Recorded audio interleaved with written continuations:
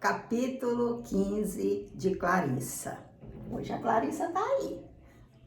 Está aqui com a gente, dispensou até os outros integrantes desse cenário. Sentado no banco do jardim, Amaro ler os seus poemas. As folhas da árvore que lhe dá sombra desenham arabescos móveis nas páginas do livro. O jardim é uma festa. Passa no ar uma borboleta amarela, como uma folha de papel de seda levada pelo vento. Um besouro zombe em torno de um canteiro. Uma rosa se despetala lentamente e as pétalas rolam pelo chão. Há pelos canteiros verdes de todos os matizes. As glicinhas perfumam o ar. Por entre a relva se arrastam insetos minúsculos de asas coloridas. Vocês criaram esse painel na mente de vocês? Que lindo esse jardim de Amaro, e ele lendo os seus poemas. Amaro fecha o livro e olha o jardim. São poemas diferentes, né? O livro e o jardim. Por que será que lhe vem à memória a imagem de Clarissa? Clarissa é parte integrante deste jardim florido e luminoso. De fato, ele tem razão. Clarissa faz parte desse jardim. Clarissa é como a relva veludosa, como as glicinhas, como as margaridas, como as rosas. Clarissa é mais uma integrante daquele jardim, também é uma rosa desabrochando. Clarissa é qualquer coisa de agreste e puro. Clarissa é música e é poesia, menina e moça. Olhos abertos para o mistério da vida, alma que amanhece. Amaro recorda com amargura que na sua adolescência sentiu passar pela sua frente raparigas em flor, sem sequer levantar os olhos dos livros em cuja leitura mergulhava. Elas cantavam e riam ao sol. Ele, insensato, pensava que a vida estava só nos livros. Aqui, uma pequena reflexão do Amaro pela opção que ele fez. De ter se apegado mais aos livros do que propriamente às pessoas. De não ter arriscado ter um amor, constituir uma família, etc. Não significando que esse ou aquele caminho é o mais apropriado, é o mais certo, é o que vai lhe dar felicidade, mas a certeza de que nós temos o livre-arbítrio para escolher que caminho seguir e procurar a felicidade dentro daquilo que a gente escolheu. Ou então abandonar e começar uma nova experiência a partir de onde parou. Tudo é uma opção nossa. Agora é tarde. Tarde para voltar. Tarde para corrigir. O milagre da mocidade não se repete. Amaro considera que é tarde. Nunca é tarde para recomeçar. Porém, nessas condições de mocidade, sim. Porque você pode continuar a partir de onde parou. Mas o tempo passou. Não é mais um jovem, um adolescente que vai recomeçar. Agora é uma pessoa madura que vai tentar uma outra opção para ver se dá melhor, se satisfaz mais. Então, nesse sentido, sim, agora é tarde. A hora rútila de Clarissa passará também. Isso também provoca uma certa angústia, porque ele está vendo aquela flor ali desabrochando, mas o tempo também para ela vai passar. E ele tem consciência disso. Tem pessoas que parece que vivem penduradas no tempo, que elas não sentem que vida é agora, elas não sentem que tudo passa, elas não sentem qual o mais apropriado para elas fazerem em determinado tempo. Elas saem se atropelando, fazendo coisas já fora de tempo, fazendo coisas sem noção, ou repetindo os mesmos erros, talvez por falta dessa consciência do tempo, não é? Que tudo está passando e passa veloz. Amanhã, ela se fará mulher de todo. Ele se referindo a Clarissa. Professora, irá para a sua cidade natal, onde de certo casará com o filho de um fazendeiro rico. Aqui ele está, digamos assim, profetizando, né, entre aspas, porque a gente sabe mais ou menos qual é o caminho, né? Ela está se preparando para ser professora, fazendo normal, então consequentemente vai ser professora e possivelmente vai trabalhar só enquanto não tiver casado, porque depois de casada vai se dedicar ao marido, a ter filhos, a educar os filhos, a cuidar da casa. Então, é baseado no costume da época é que ele faz essas profecias, né?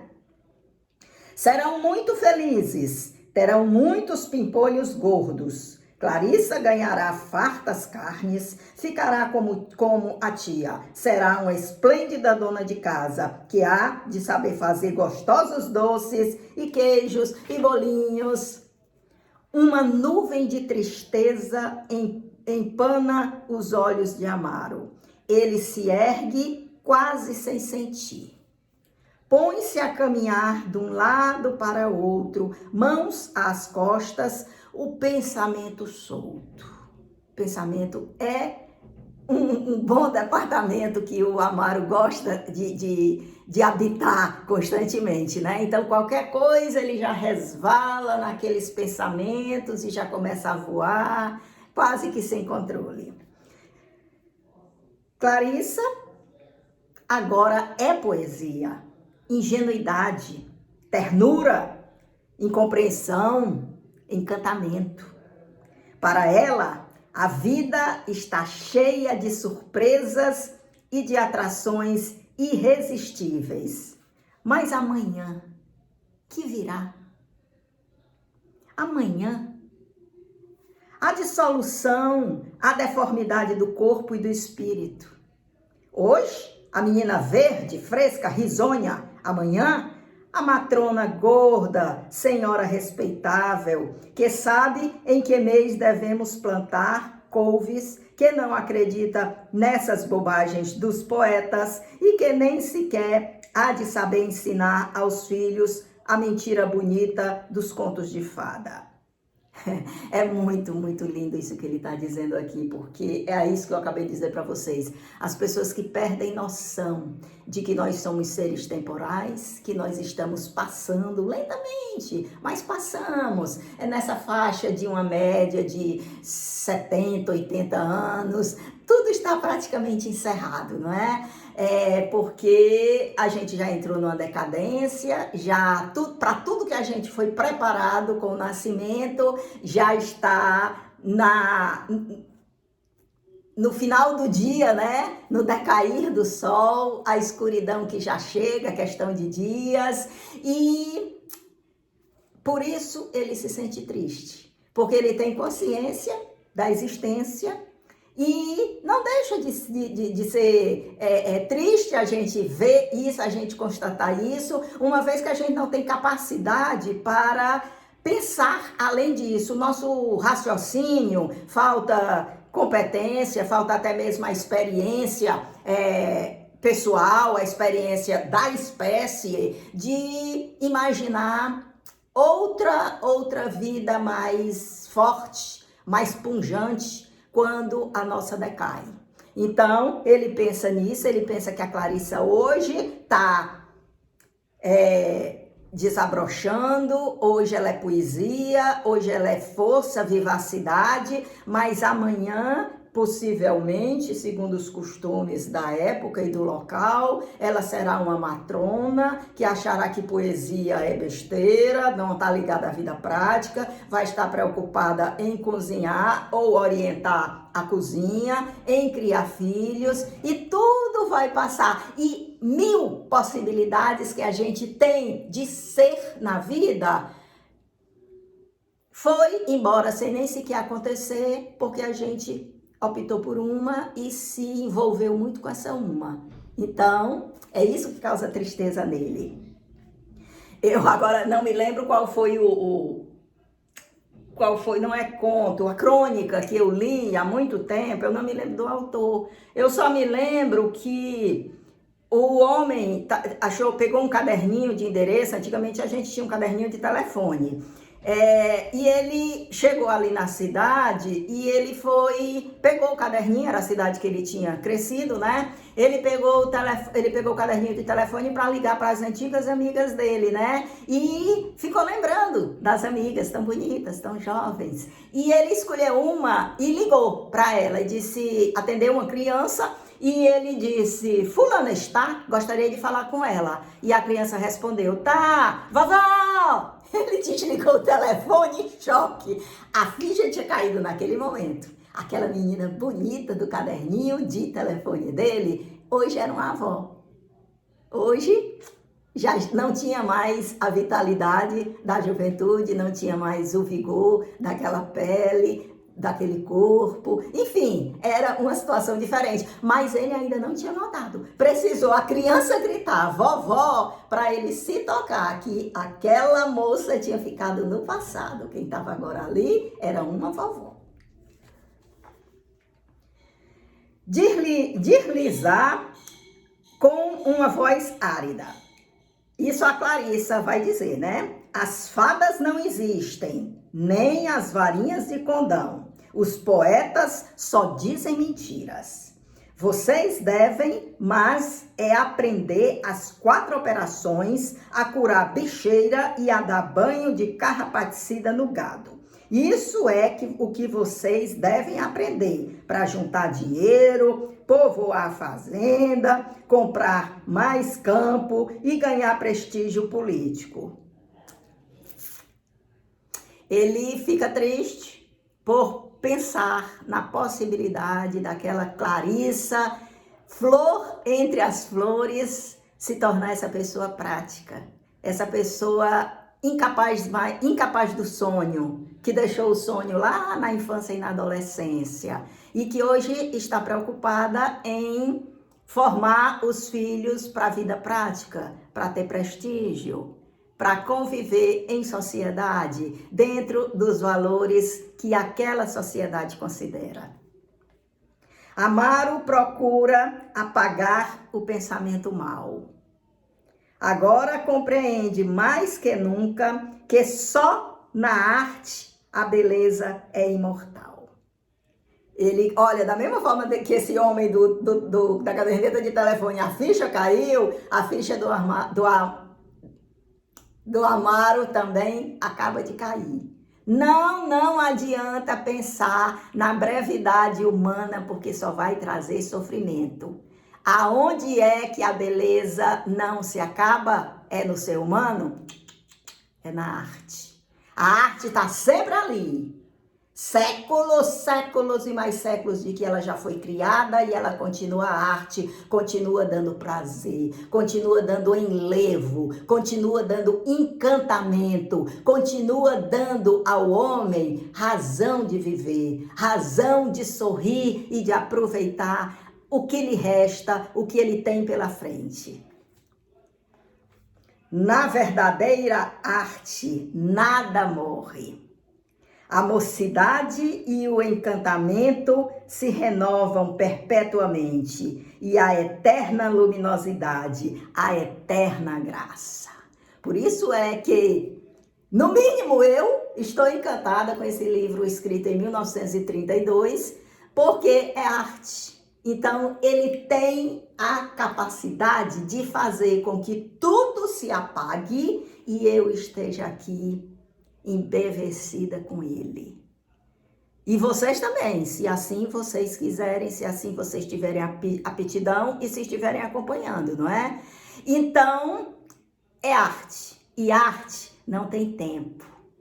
Arte é algo que está sempre ali ao seu alcance e você deve lutar por cultivar algum tipo de arte, a que tiver mais afinidade com você, dentre todas as que existem, porque ela vai ter a capacidade de lhe energizar. E quando você estiver sorrindo, as pessoas vão até pensar, tá fazendo isso porque a vida é muito boa, a vida dele tá tranquila, a vida dele tá isso, aquilo. Vocês não sabem do inferno que 90% das pessoas vivem, mas ela não vai ficar espergindo esse inferno para cima de vocês. Ela vai se tratar através da arte para colocar cada coisa em seu lugar. E agora, por exemplo, é o momento da gente se embevecer e não da gente estar pensando, estar mentalizando os problemas que está passando. Entendeu? A potência, a força da arte. Senta-se de novo, mais sereno. Ele já compreendeu que não adianta esperar que o ser humano se preserve durante muito tempo. Ele vai decair, sim. Então, se quer alguma coisa eterna que ultrapasse os séculos, dando prazer, isso se chama arte. Mas o momento luminoso de Clarissa ainda não passou. Ora, ela ainda tem muito chão pela frente, né? Agora que ela está saindo da infância para a adolescência. Ela vive aqui na pensão, livre sob o sol, no quintal, no jardim, na sala, na varanda, cantando, sorrindo, cumprimentando toda a gente. E ele a poderá contemplar da sombra. Sim, porque ele é um homem de um aprofundamento filosófico existencial, anos-luz da Clarissa, né? Embora a Clarissa seja uma menina que promete também ser uma pessoa bem madura, bem esclarecida, mas nem adianta ele vir pro claro, ele tentar conversar sobre essas coisas com a Clarissa. Então ele tem que se manter na sombra, admirando essa etapa atual dela. E, claro, desejando o melhor, não é? De acordo com as experiências que ela for ter, né? E ele não sabe se ela vai ficar perto ou se ela vai ficar longe dali da pensão, próxima a ele, consequentemente, porque ela tá ali só para estudar, não é? Então, é mais fácil ela depois ir embora e ele perdê-la de vista do que ela permanecer ali. Inspirado em Clarissa, há de compor ainda muitas músicas frescas e alegres. A canção do Minuto Claro, a rapariga ao sol, menina e moça, uma suíte de cor e movimento que há de se chamar Clarissa Amanhece. Olha só como ele é uma pessoa sábia. Todo aquele encantamento que está fazendo ele voar, viajar por tantos pensamentos, chegar até a se entristecer, ele vai, pelo menos, se esforçar para transformar em arte. Ele não vai querer nem tomar posse daquilo, porque ele já não tem mais a juventude dele, certo? E ficar perdendo tempo se lamentando porque perdeu a juventude dele, nem tomar posse da presença constante da Larissa, porque sabe que ela é uma individualidade, ela vai ter que tomar o rumo dela. O que ele pode fazer em relação a Larissa é transformá-la em musa e se inspirar nela para compor aquilo que ganhará a eternidade, que é a música que ele toca ao piano. E amanhã, quando Clarissa for embora, na pensão só haverá caras envelhecidas, homens e mulheres que arrastam seus draminhas escondidos, as suas mazelas, os seus cacoetes, as suas idiosincrasias, as suas vidocas, enfim. Eu vou repetir, eu tenho que repetir, eu preciso repetir. Esse Amaro não existe, esse Amaro é sensacional. Então vamos lá. E amanhã, quando Clarissa for embora, na pensão só haverá caras envelhecidas, homens e mulheres que arrastam os seus draminhas escondidos, as suas mazelas, os seus cacoetes, as suas idiosincrasias, as suas vidocas, enfim. Clarissa, como ainda é adolescente, ela é uma possibilidade. Ela é uma possibilidade de coisas maravilhosas e de coisas bem medíocres. Porém, os habitantes daquela pensão, ele já conhece, né? Ele está convivendo com eles. Ele está participando daqueles almoços, daqueles jantares ali com todo mundo junto e ele sabe das conversas. Então, eles já sabem que desses pensionistas, eles não têm muito o que esperar, não. Serão velhos, como ele está dizendo aqui, com suas vidocas, ou seja, com suas vidinhas medíocres, bem pequenininhas, repetindo aquelas mesmas conversas, falando, contando aquelas piadas, enfim, aquilo que a gente já viu nos capítulos anteriores. E é verdade. E claro, isso é mais um motivo de tristeza dele, né?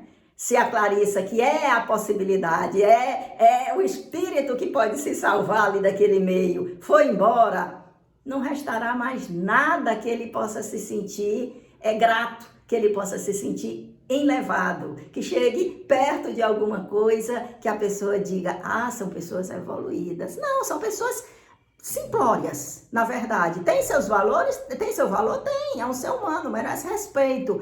Mas não são pessoas que abram caminhos, que tragam, que contribuam, que somem com reflexões boas para a vida, boas para a gente se tornar uma pessoa melhor, uma pessoa mais em sintonia com as coisas superiores da natureza. Amaro torna a abrir o livro. Gamaliel atravessa o jardim, metido na sua roupa domingueira de sarja azul.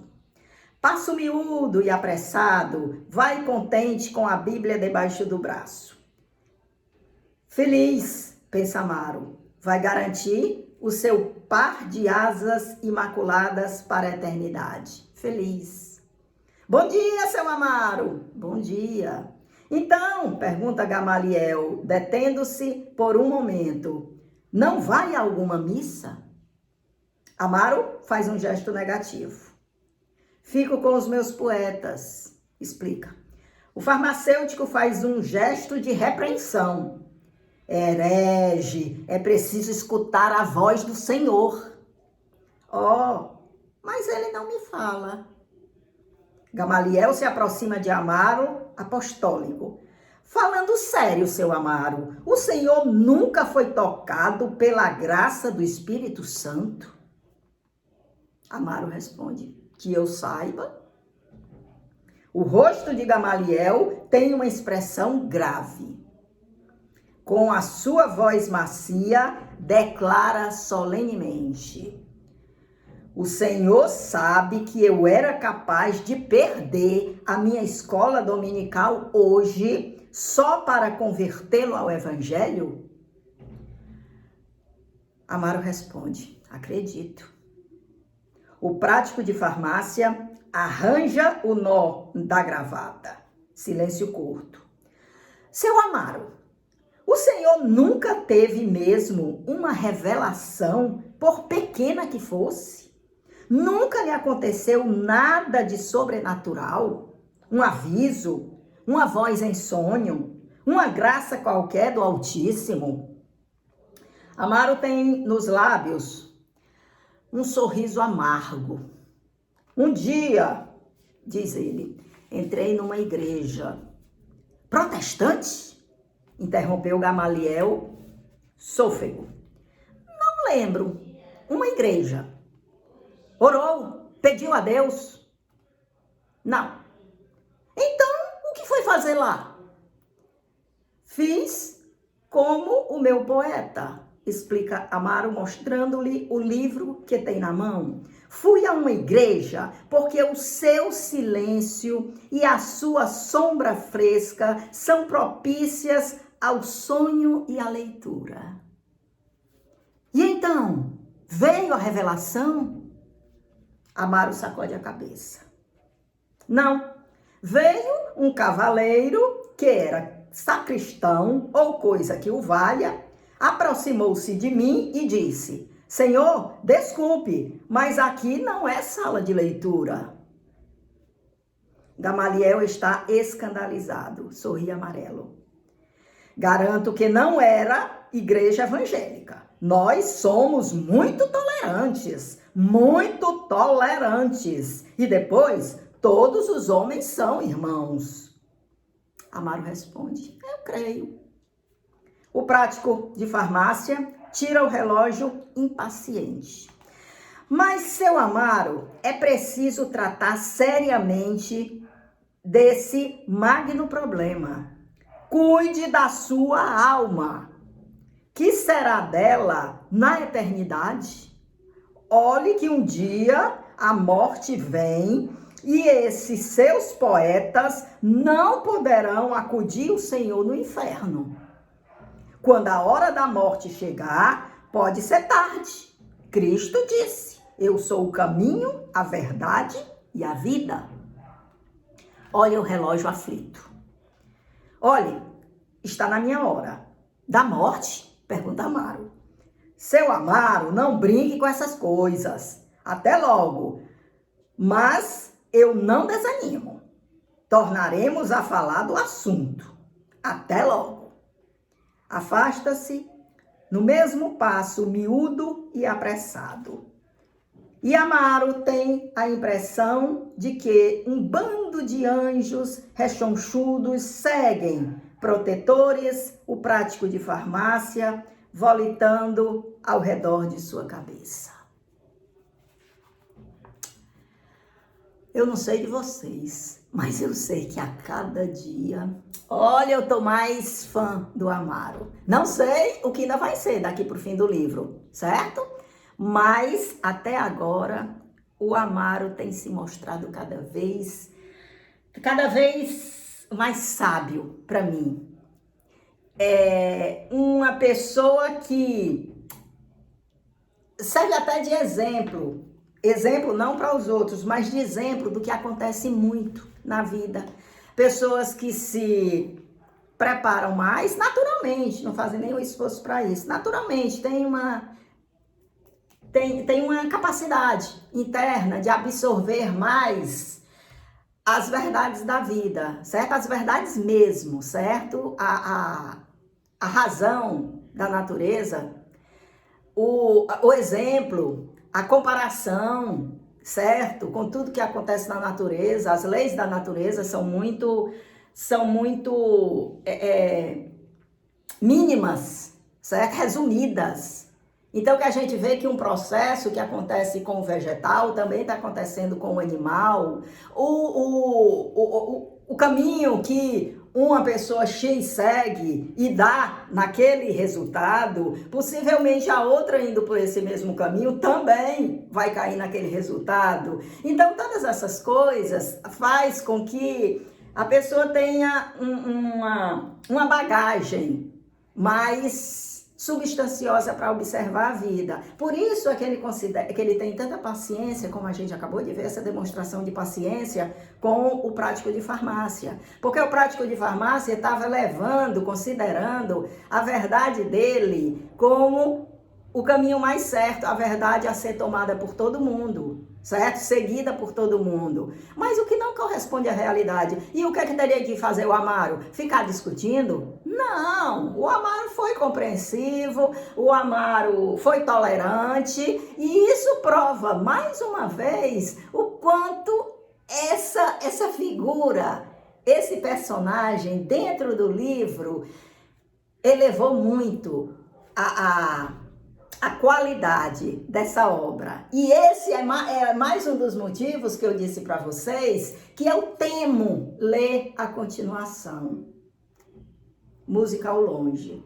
Porque eu não sei se vai ter o Amaro lá e eu não sei que rumos a Clarissa vai tomar.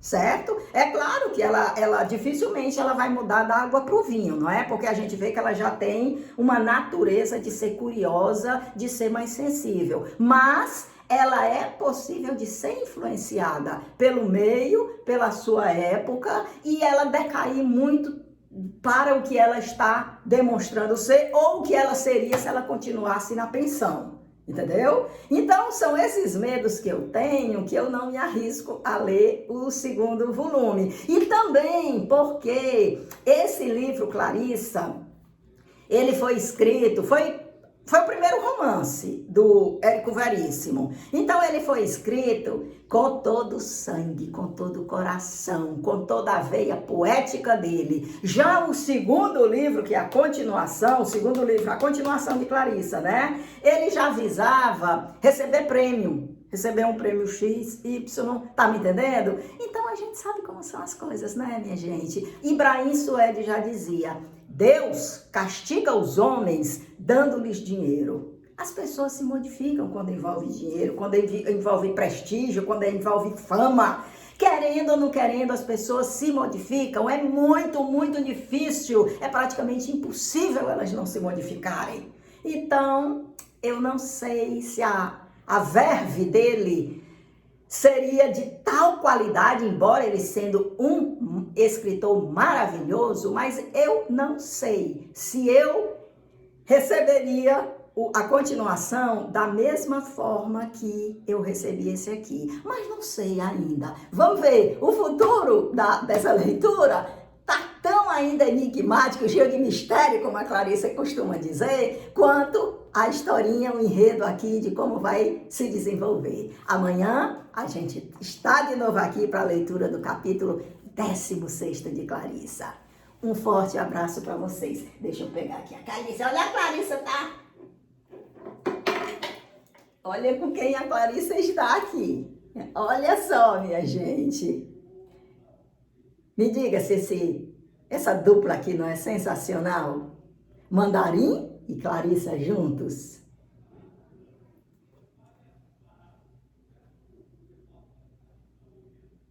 Tchau.